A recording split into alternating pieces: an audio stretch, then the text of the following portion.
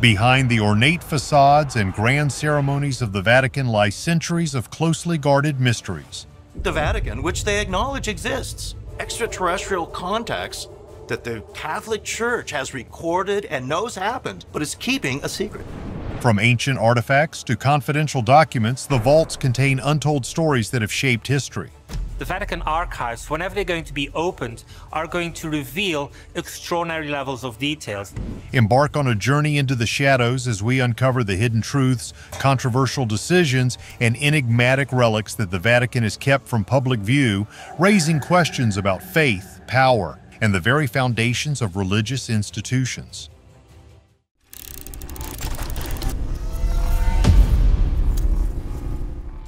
Number 25.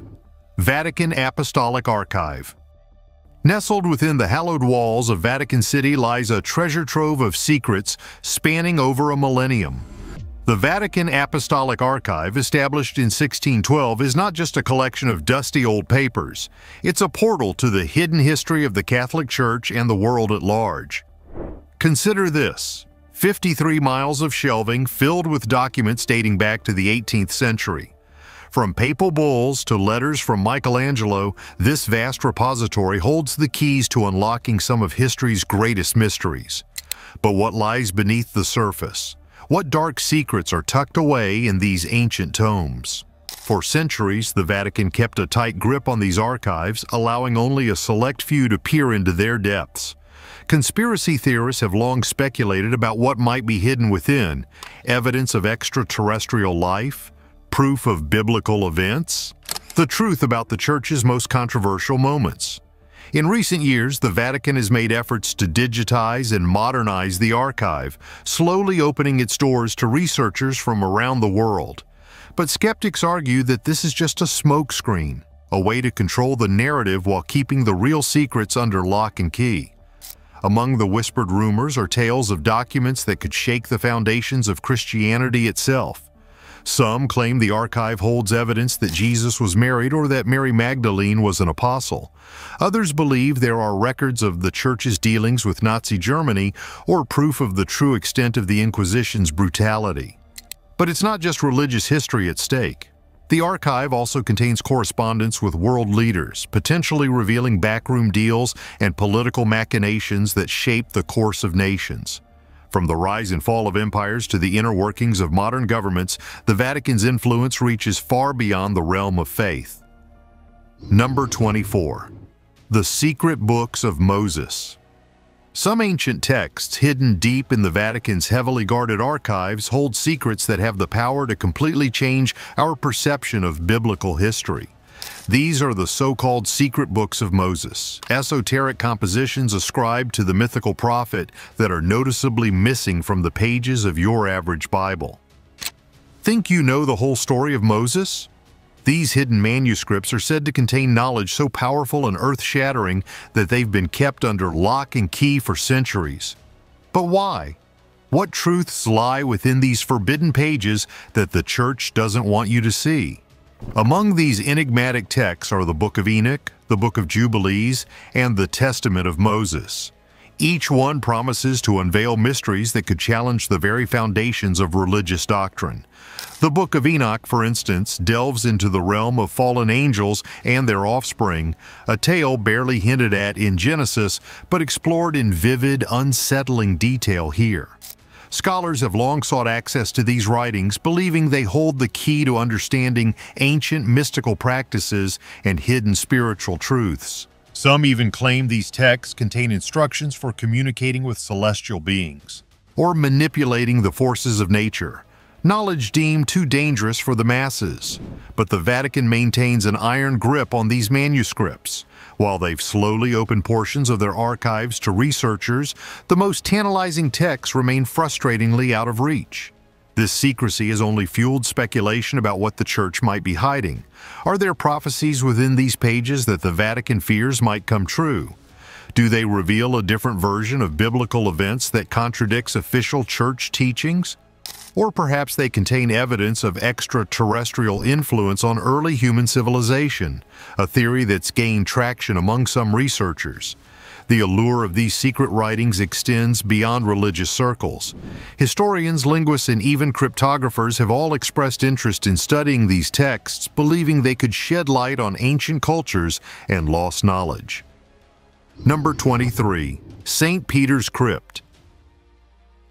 St. Peter's Crypt, also known as the Vatican necropolis, is a secret world hidden beneath the majesty of St. Peter's Basilica, cloaked in mystery and intrigue. This is not just any burial ground. This underground maze is a secret repository of knowledge that the Vatican has been hiding for centuries. As you descend into the depths of this ancient necropolis, you're stepping back in time to the very foundations of Christianity. But what lies beneath the polished marble and gilded statues of the basilica above? The answer might shock you. At the heart of this underground maze is said to be the final resting place of St. Peter himself, the rock upon which the entire Catholic Church was built. This is where things start to get interesting, though. The Vatican has long remained silent regarding the specifics of what they have discovered below ground.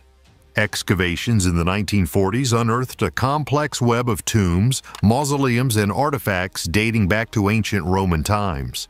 But amidst these pagan burials, archaeologists claim to have discovered something extraordinary. Bones they believe belong to the Apostle Peter. Yet the Church has never definitively confirmed this, leading many to wonder, what are they hiding? Some speculate that the true findings in the crypt could shake the very foundations of Christianity. Are there inscriptions that contradict biblical accounts? Evidence of early Christian practices that don't align with modern doctrine? Or perhaps something even more earth-shattering, proof that challenges the traditional narrative of Peter's martyrdom? The Vatican's tight control over access to the crypt only fuels these suspicions.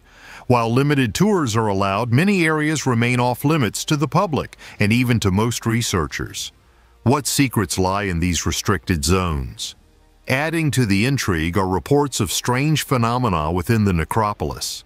Visitors have described inexplicable cold spots, ghostly whispers, and even apparitions.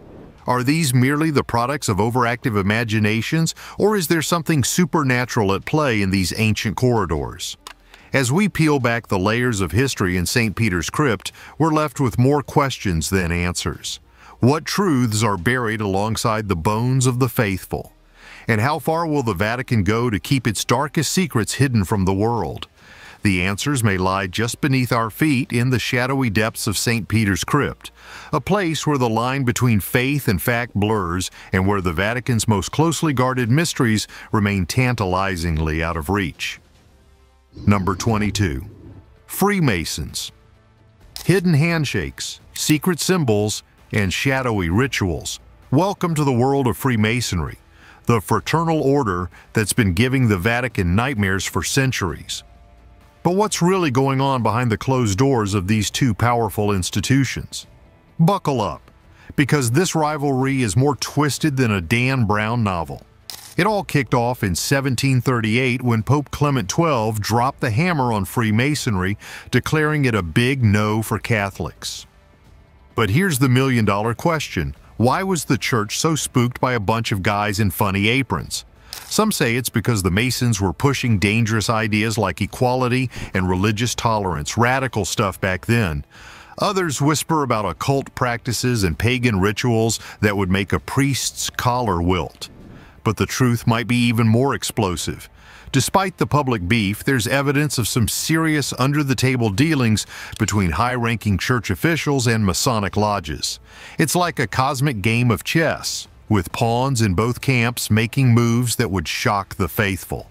Fast forward to the 19th century and the plot thickens.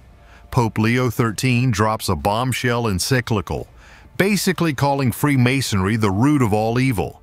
The big picture, though, is that some historians contend that politics played a larger role in this than religion. Was the church employing the Masons as a handy scapegoat to draw attention away from its own issues? Now in the 21st century, you'd think this old feud would be ancient history. The Vatican's still giving Freemasonry the side eye, but the battleground has shifted. These days, it's less about secret handshakes and more about clashing worldviews. This is where things get really juicy, though. There are still rumors circulating about a Masonic secret lodge hidden deep within the Vatican, right under the Pope's nose. This mysterious organization, known by the codename Propaganda Do, was said to have influence at the top of Italian society and possibly even within the church. Number 21. Witch to Saint. Even Hollywood screenwriters would be surprised by this plot twist, which goes from the stake to sainthood. But in the corridors of the Vatican, this surreal metamorphosis is not fiction.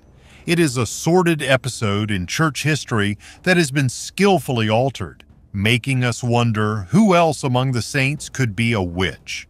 Let's talk about Joan of Arc, the poster child for this bizarre phenomenon. 1 minute, she's being roasted alive as a heretic and witch.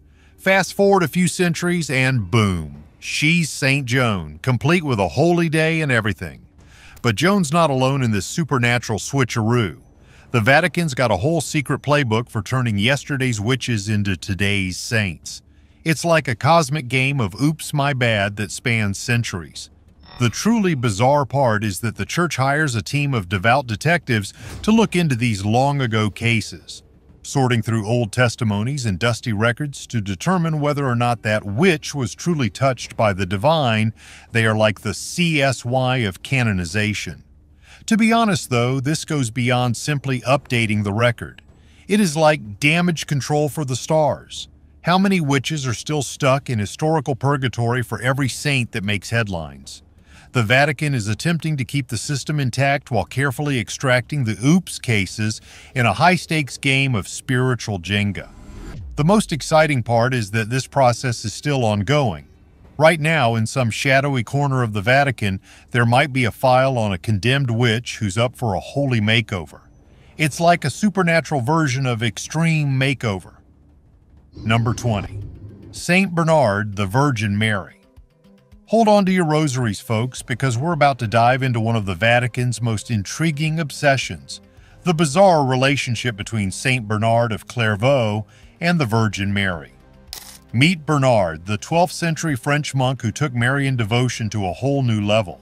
We're talking about a guy who was so into the Virgin Mary that he makes modern-day superfans look like casual observers. But here's where it gets weird. Bernard's writings about Mary were so intense, so let's say passionate, that they've raised eyebrows for centuries. In his sermons, Bernard described Mary in terms that would make a romance novelist blush. He called her the neck of the church, connecting the head to the body. But wait, there's more. Bernard's visions of Mary were so vivid and personal that some historians have wondered if there was more going on than just spiritual devotion. They've plastered his Marian musings all over their art and doctrine. But what are they not telling us about Bernard's relationship with Mary? Some scholars argue that Bernard's writings laid the groundwork for some of the Church's most controversial Marian doctrines, like the Immaculate Conception. It's like he was the Steve Jobs of Mariology, dreaming up concepts that would reshape Catholicism for centuries to come. Bernard claimed to have experienced a vision where he actually drank milk from Mary's breast. Yes, you heard that right. The Church has done some serious PR work to spin this as a purely symbolic act. Number 19. God's Banker. Money, murder, and the mafia. It sounds like the plot of a Hollywood blockbuster, but this is the real-life saga of Roberto Calvi, the man known as God's Banker. And let us tell you, this story's got more twists than a plate of spaghetti. Visualize this. The chairman of Banco Ambrosiano, Calvi, is seen swinging from London's Blackfriars Bridge in 1982, his pockets full of bricks and cash. Calvi wasn't just any banker. He was the Vatican's go-to money man, with his fingers in more holy pies than you can count. But beneath the surface of Banco Ambrosiano lurked a cesspool of dirty deals, mob connections, and enough skeletons to fill St. Peter's Basilica.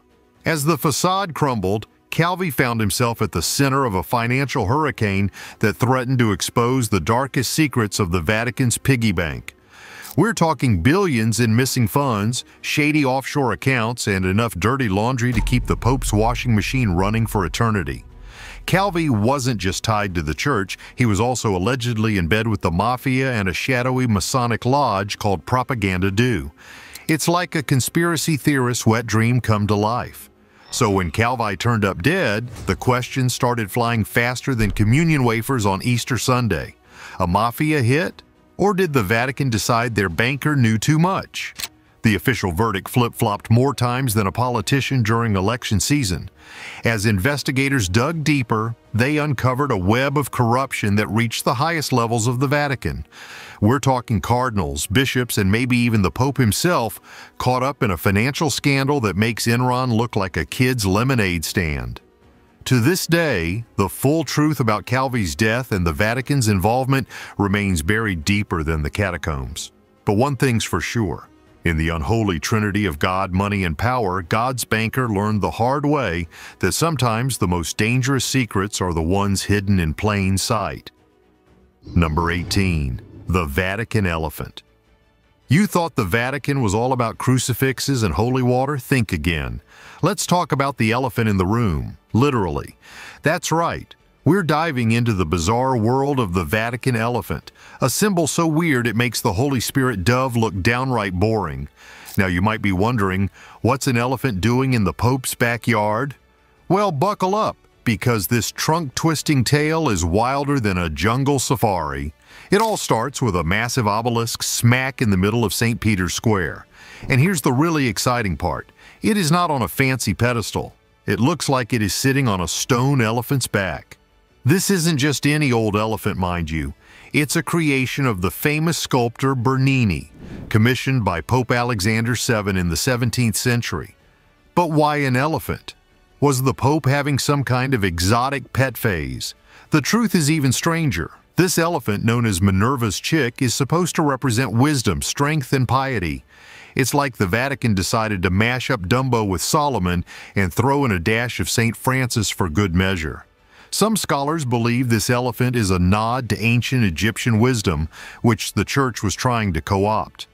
Others say it's a sly reference to the Pope's family crest. Either way, it's clear the Vatican was playing some serious symbolic chess here. And it doesn't stop there. Dig a little deeper and you'll find elephants popping up all over Vatican art and architecture. There are elephant tapestries, elephant fountains, and even elephant-themed papal apartments. It's like the whole place went on an artistic safari and never came back. But what's the Vatican really trying to tell us with all these elephants? Is it a secret code? A hidden message about church power? Or maybe, just maybe, it's proof that even the holiest of institutions can't resist a good gimmick. Number 17. The Fascist Pope. This is one of the most contentious periods in the Church's history. Now, before you start clutching your rosaries, let's unpack this explosive nickname. Picture this. It's World War II. The world's on fire. And who's sitting on the throne of St. Peter? None other than Eugenio Pacelli, better known as Pope Pius XII. But while Hitler's goose-stepping across Europe and millions are being shipped off to death camps, our man Pius is, well, let's just say he's not exactly shouting from the rooftops. Critics blast Pius as the Pope who kept silent while the Holocaust raged on. They paint a picture of a pontiff more concerned with protecting church property than saving Jewish lives. And let's not forget his cozy chats with Mussolini talk about keeping questionable company. But hold your horses, because this story's got more layers than a Vatican lasagna. Pius's defenders argue he was playing 4D chess, working behind the scenes to save thousands of Jews. They claim his silence was strategic, preventing even worse Nazi retaliation. So was Pius a fascist sympathizer or a secret hero? The jury's still out, but here's where it gets juicy. The Vatican's been sitting on a treasure trove of wartime documents, and they've only recently started cracking open those archives. It's like a historical bomb waiting to go off. Some of these newly released papers suggest Pius knew about the Holocaust way earlier than previously thought.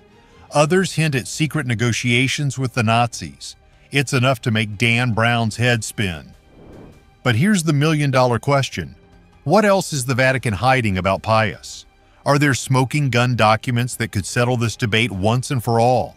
And why has the Church been so tight-lipped about this chapter of its history? As researchers dig deeper into the Vatican's secret stash, one thing's for sure, the story of the fascist Pope is far from over. It's a reminder that even in the hallowed halls of St. Peter's, the line between saint and sinner can be blurrier than a vodka martini. Number 16. The Jar of Manna. Ladies and gentlemen, step right up to witness one of the Vatican's most enigmatic treasures, the Jar of Manna. No, we're not talking about some mystical power-up from your favorite video game. Picture this. Tucked away in some secret Vatican vault is a jar supposedly filled with the same heavenly bread that kept Moses and his crew fed during their 40-year desert road trip. That's right, we're talking about honest-to-God manna from heaven. The shocking part is that no one appears to be certain of the jar's origin. Now you might be thinking, come on, it's just an old jar with some stale bread, right? Wrong. In Vatican circles, this isn't just any old piece of Tupperware. It's a symbol more powerful than a papal bull and more mysterious than the Pope's Twitter password. The Church claims this jar is a direct link to the big man upstairs, proof that God's got our backs even when we're wandering lost in the wilderness. It's like a cosmic care package that's been kicking around for thousands of years. Despite its supposed importance, the Vatican's been pretty tight-lipped about this holy honeypot. There are no public viewings, no fancy displays, not even a gift shop keychain. It's like they're playing a celestial game of hide-and-seek with one of their most prized possessions. So what's the deal? Is the Vatican really sitting on a jar of ancient MREs, or is this just a glorified piece of Bible fan fiction? Some skeptics argue it's all smoke and mirrors, a relic cooked up to add some pizzazz to the Church's collection. Others swear it's the real deal, preserved by nothing short of a miracle. Number 15. The Beatus Apocalypse. The Beatus Apocalypse is a compilation of manuscripts so surreal that they resemble Disney films more than your typical horror film. Picture this. It's the Dark Ages, and while most of Europe is fumbling around by candlelight, some seriously twisted monks are cooking up the medieval equivalent of a graphic novel. But we're not talking superheroes here. Oh no. We're talking full-on, fire and brimstone, end-of-the-world madness. These Beatus manuscripts, named after a Spanish monk with a flair for the dramatic, are like the fever dreams of a medieval metal band. We're talking vibrant illustrations of the four horsemen that would make Albrecht Dürer weep, and depictions of the Last Judgment that could scare the sin out of even the most hardened sinner. These aren't just some random doodles. From the 10th to the 13th centuries, these were the popular films of the day, copied and recopied. They went viral in a very medieval way. Now you might be wondering, what's the big deal? It's just a bunch of old books, right? Wrong. These manuscripts are a window into the medieval mind, a place where the apocalypse wasn't just a possibility. It was a Tuesday. The Vatican's got its holy hands on some of these treasures, and boy, are they keeping them under wraps. We're talking tighter security than Fort Knox. But why? What secrets are lurking in those psychedelic pages that the Church doesn't want us to see? Some scholars whisper about hidden codes, secret prophecies, or even evidence of ancient alien visitations. Others suggest these manuscripts reveal a version of Christianity far wilder and weirder than anything the modern church would approve of. And let's not forget the artistic angle. These Beatus books are a mashup of styles that shouldn't work, but somehow do, like putting Picasso, Dali, and a sugar-high 5-year-old in a room with a bunch of crayons. It's a cultural melting pot that tells us more about medieval Spain than 1,000 history books. Number 14. The Acts of Paul and Thecla. We're talking about the Acts of Paul and Thecla, a tale so wild it makes 50 Shades of Grey look like a children's bedtime story. Think of this. In the 2nd century, Thecla, a fierce rebel with a cause, enters the scene while most women are preoccupied with being seen rather than heard. After hearing Paul preach, this woman says to herself, "You know what? I'm going to ditch my fiancé, tell society to shove it, and follow this bald preacher guy." Talk about a midlife crisis. But here's where it gets juicy. Thecla's not just any follower, she's practically Paul's right-hand woman. She's preaching, she's baptizing, and she's doing all the things the big boys in Rome say women can't do. It's like a first-century feminist manifesto wrapped in a religious text. Now you might be thinking, so what? It's just another Bible story. Oh honey, you couldn't be more wrong. This tale is so hot, the church decided to keep it out of the official Bible. That's right. Thecla got the divine boot from the New Testament lineup. But why? Thecla's story is packed with more action than a Marvel movie. We're talking miraculous escapes from burning stakes, diving into pools of man-eating seals, yes, you heard that right, and even Thecla baptizing herself. It's like Wonder Woman meets the Da Vinci Code with a dash of Xena warrior princess thrown in for good measure. The Vatican's official line? Oh, it's just a nice story about a devoted follower, but let's get real. This text is dynamite. It suggests women were out there preaching, baptizing, and generally running the show in early Christianity. No wonder the church fathers were sweating under their robes. Number 13. The Secret Book of John. All right, truth seekers, strap in because we're about to blow the lid off one of the Vatican's best-kept secrets. The Secret Book of John. This isn't your grandma's Bible study, it's the Da Vinci Code on steroids. Examine the following situation. A discovery of ancient texts buried in the desert was made by some Egyptian farmers in 1945. Among them, a mind-bending manuscript that makes the Book of Revelation look like a nursery rhyme. Welcome to the Secret Book of John, the ultimate cosmic tell-all that the church has been sweating bullets over for centuries. This isn't just some dusty old scroll. It could rewrite everything you thought you knew about Christianity. Imagine Jesus and John the Apostle having a cosmic heart-to-heart, spilling the beans on the nature of the universe. It's like overhearing God's therapy session. According to this secret book, the God we've all been praying to, yeah, he's not the top dog. There's a whole divine hierarchy up there with a transcendent God who's so beyond our comprehension, it makes your head spin. And that creator God from the Old Testament? It turns out he's more like a cosmic intern who seriously messed up the job.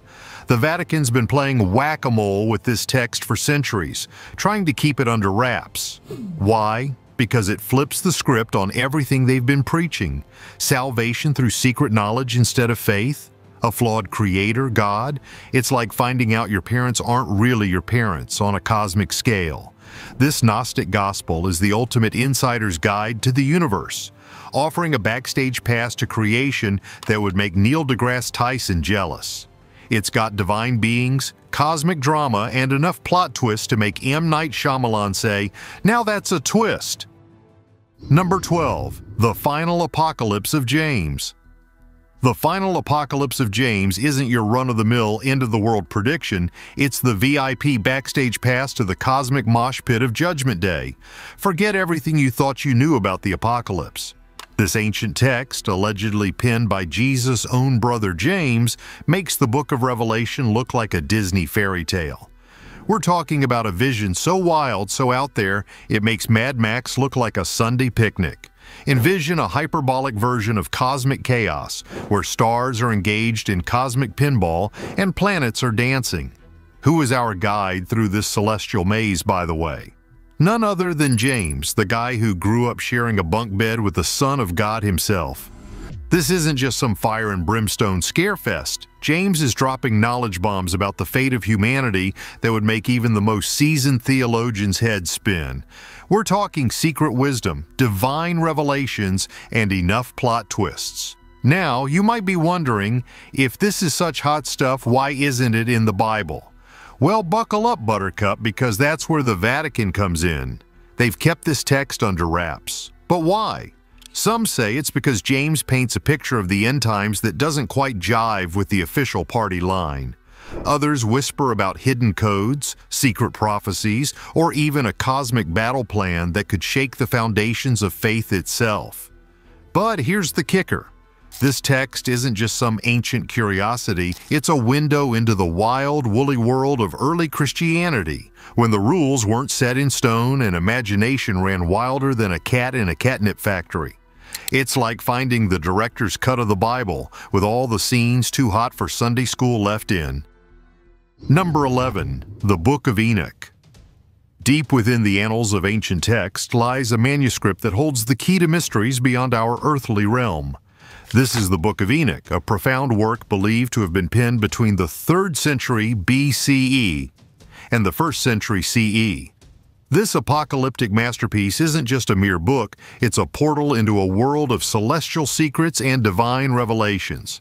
Enoch, a figure from the Hebrew Bible known for his exceptional piety, is said to have received visions and insights that were transcribed into this enigmatic text.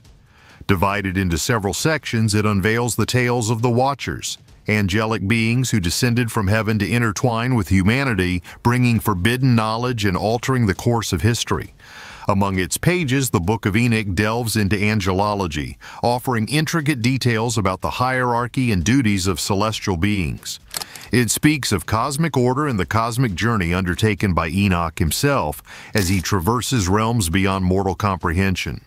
One of its most captivating aspects is the Book of Parables, which foretells the coming of a messianic figure, a theme that resonates deeply within both Jewish and Christian traditions, despite the book's exclusion from the canonical Bible. Its astronomical book provides a celestial map, detailing the movements of the heavens and offering insights into early astronomical beliefs.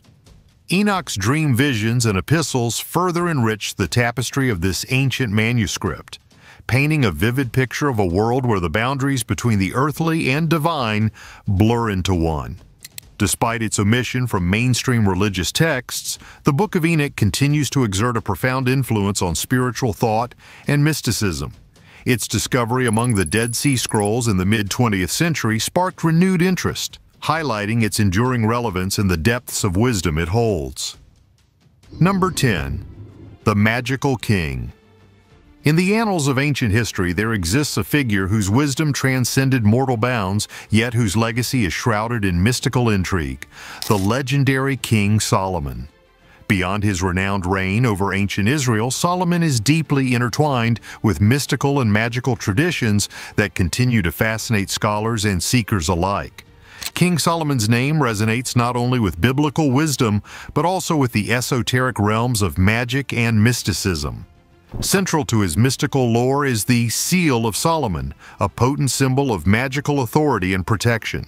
This mystical emblem, according to medieval grimoires, bestowed upon Solomon the power to command spirits and demons, a testament to his mastery over the unseen forces of the universe. Among the texts attributed to Solomon is the Testament of Solomon, a fascinating account where the king employs his wisdom and divine insight to interrogate and control demons. This narrative not only underscores Solomon's role as a sage and a ruler, but also as a formidable magician wielding supernatural abilities. Solomon's influence extends far beyond biblical narratives. It permeates the intricate teachings of Kabbalah, where he is revered as a symbol of divine wisdom and the mystical quest for spiritual enlightenment. In Masonic traditions, Solomon is celebrated as an exemplar of architectural and metaphysical knowledge, symbolizing the union of spiritual and earthly realms. Moreover, in Sufi mysticism, Solomon is venerated for his deep understanding of the natural world and his ability to communicate with creatures and spirits, a testament to his universal appeal across diverse cultural and religious contexts. The legacy of King Solomon continues to captivate minds and inspire artistic interpretations, from literature to visual arts and even contemporary popular culture. His persona, blending historical reality with mythical prowess, serves as a timeless beacon of wisdom and magic. Number 9. The Gospel of Mary. Hidden within the depths of ancient texts lies a gospel that challenges the narratives of traditional Christianity: the enigmatic Gospel of Mary.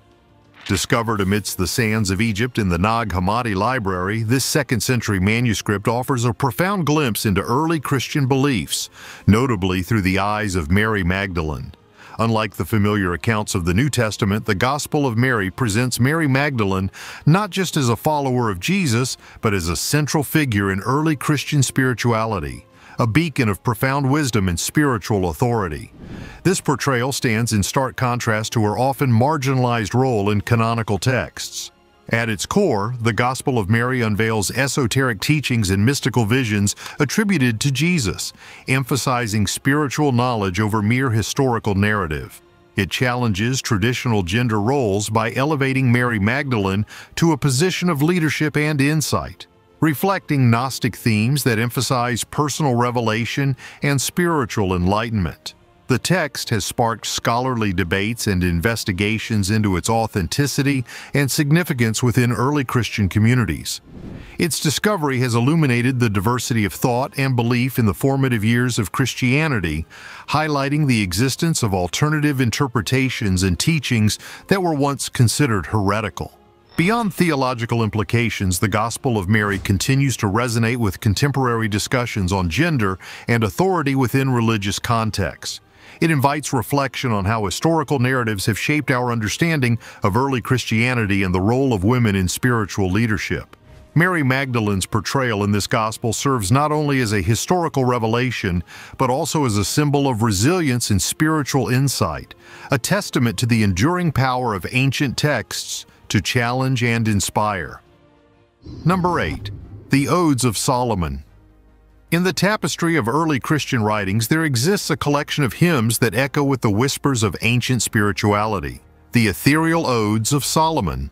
Written in the 1st or 2nd century AD, these mystical hymns, although attributed to Solomon, are believed to have been crafted by early Christian communities seeking to express their profound faith and experiences. Unlike the canonical scriptures, the Odes of Solomon are not bound by historical narrative but soar through realms of poetic beauty and spiritual revelation. They weave together themes of divine love, redemption, and spiritual enlightenment, offering glimpses into the intimate, personal experiences of believers with the divine. At their heart, these odes celebrate a profound relationship with God, a relationship characterized by love that transcends earthly bounds and transforms the soul. They speak of a spiritual journey where the seeker is uplifted by the divine presence and guided towards inner peace and harmony. Rediscovered in the 19th century, the Odes of Solomon have stirred scholarly intrigue, shedding light on early Christian theology and spirituality outside the confines of the New Testament canon. Their poetic and mystical style invites contemplation and reflection, resonating with readers across centuries who seek a deeper understanding of faith and devotion. The odes emphasize the transformative power of divine love, a theme that remains timeless and universal in its appeal. They paint a vivid portrait of early Christian communities grappling with persecution and uncertainty, yet finding solace and strength in their unwavering belief in God's grace and guidance.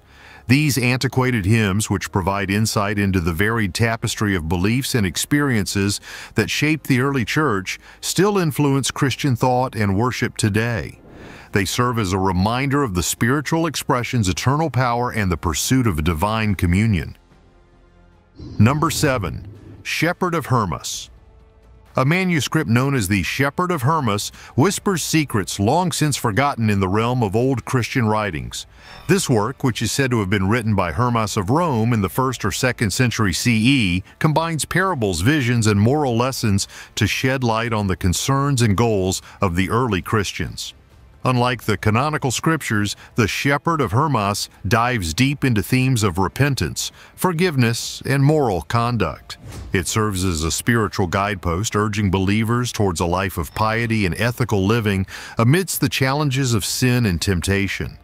At its core, the text embodies a call for personal transformation and spiritual growth. Through Hermas's visions and encounters, it paints a vivid portrait of early Christian communities grappling with moral dilemmas and striving for spiritual purity.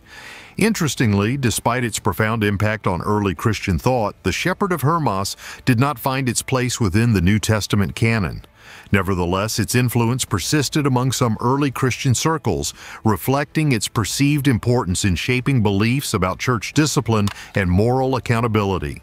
Rediscovered fragments and manuscripts of the Shepherd of Hermas have fueled scholarly debates and interpretations, shedding light on the diverse theological landscape of early Christianity. Its exclusion from the canon raises questions about the criteria used to select sacred texts and the complexities of defining orthodoxy in a formative era of Christian history. Number 6. Epistle of Barnabas.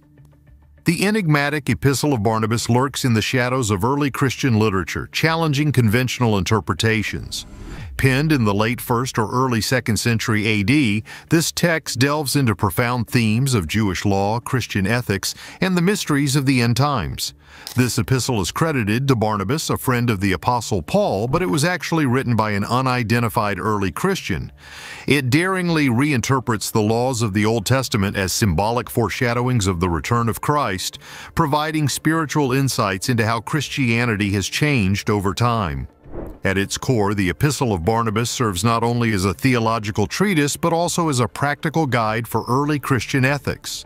It provides moral guidance and ethical principles aimed at nurturing a community grounded in faith and virtue amidst societal challenges. Despite its exclusion from the New Testament canon, the epistle has left an indelible mark on Christian thought. Its reinterpretation of Jewish scriptures underscores a transformative shift in theological perspective, influencing subsequent generations of Christian theologians and scholars. Modern scholarship continues to unravel the epistle's historical context and theological significance, shedding light on its role in shaping early Christian identity and practice.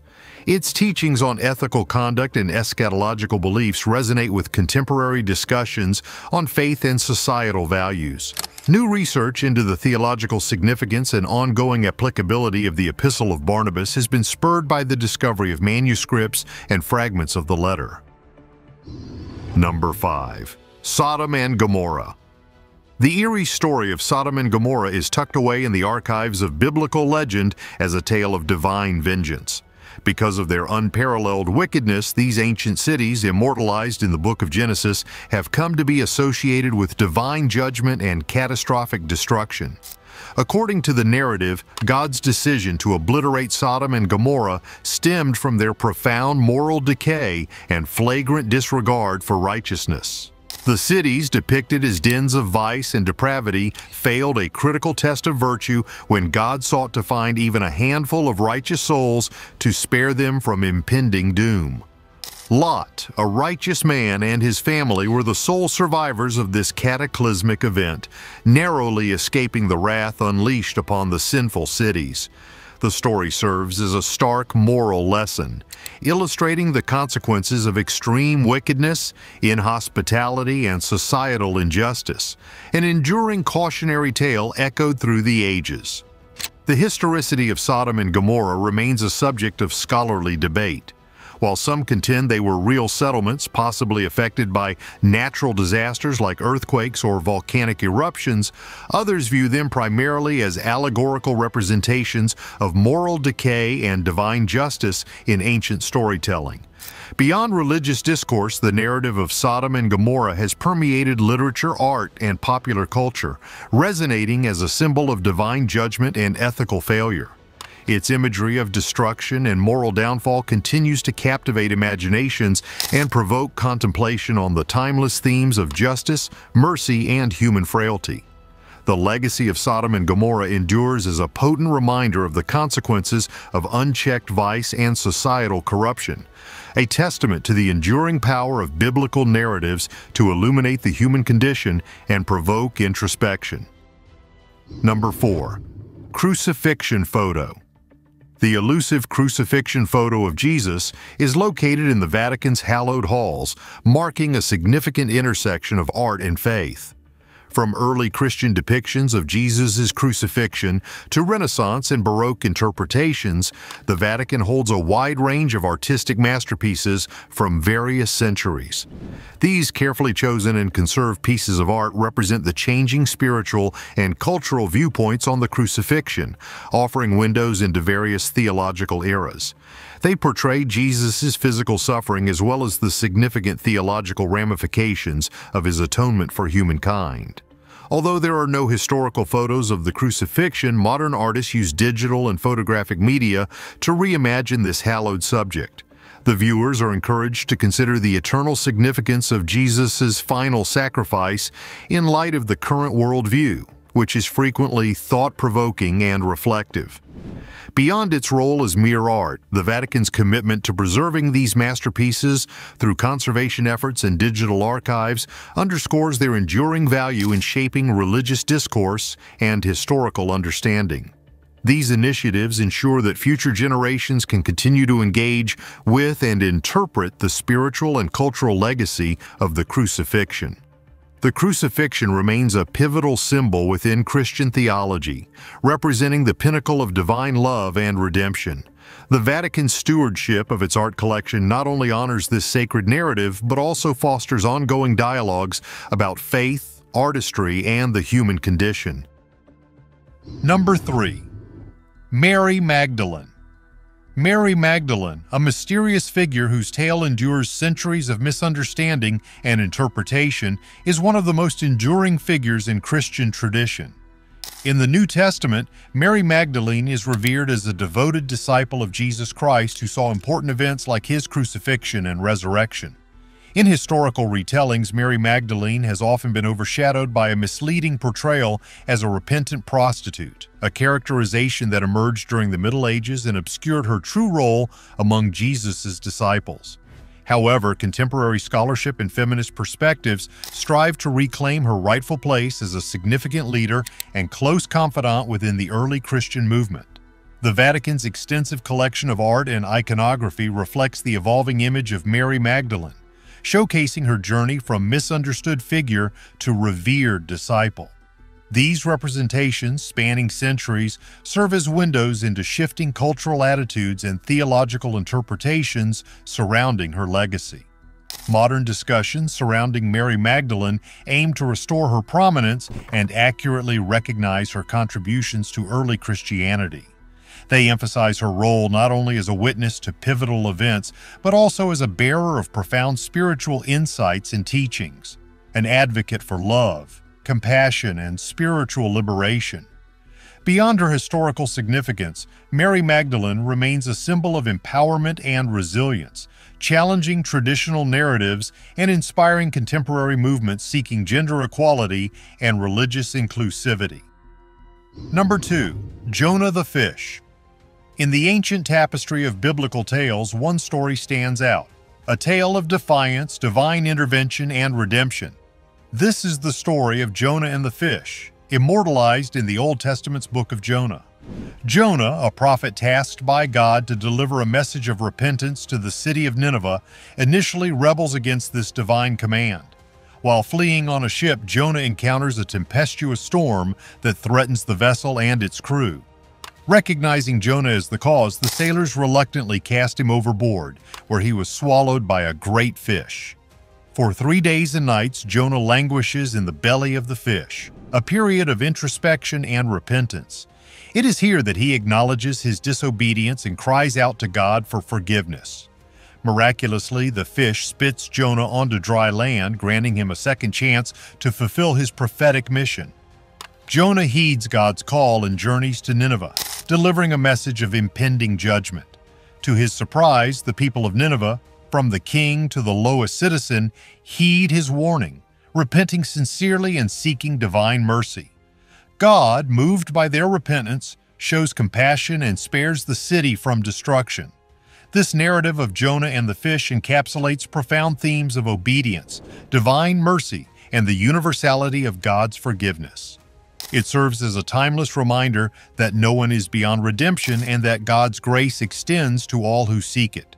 Throughout history, the story of Jonah has influenced religious teachings, literature, and popular culture, resonating as a symbol of hope and transformation. It continues to inspire contemplation on themes of human frailty, divine providence, and the enduring power of repentance. Number 1. Virgin Mary Milk Powder.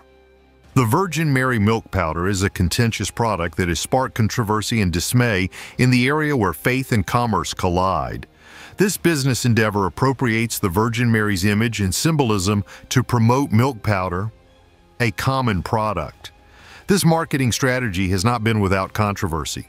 Critics argue that using religious icons for commercial gain undermines the sacredness of religious symbols and shows a lack of respect for deeply held beliefs.